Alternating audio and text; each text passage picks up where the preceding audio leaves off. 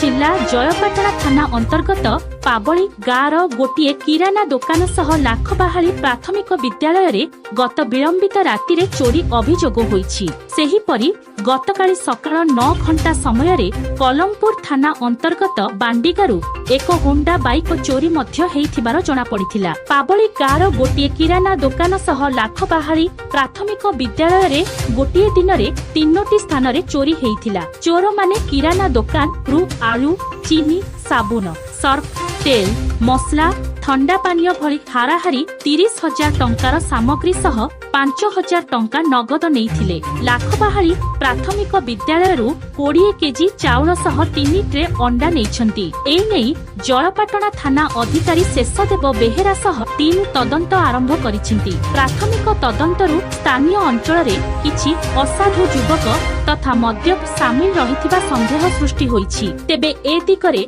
Police दृढ़ कार्यानुष्ठान ग्रहण करिबा पई दाबी होईछि। कलाहांडी जिला जयपाटଣା थाना अंतर्गत पाबली गाँवर गोटे किराना दुकान सह लाखबाहाली प्राथमिक विद्यालय रे गत विलंबित राति रे चोरी अभियोग होईछि। सेहीपरि गतकाली सकाळ 9 घंटा समय रे कलमपुर थाना अंतर्गत बांडिगारू एक होंडा बाइक चोरी मध्य हेइथिबार जणा पड़िथिला। पाबली गाँवर गोटे किराना दुकान सह लाखबाहाली प्राथमिक विद्यालय रे गोटे दिन रे 3टी स्थान रे चोरी हेइथिला। चोर माने किराना दुकान रु आलू, चीनी, साबुन, सर्फ, तेल, मसला, ठंडा पानीय भली हाराहारी 30,000 टंकार सामग्री सह 5,000 टंका नगद नैथिले। कलाहांडी जिला जयपाटଣା ब्लॉक रु डंबरू धर दुर्गांक रिपोर्ट ग्रामीण एक्सप्रेस लाइव।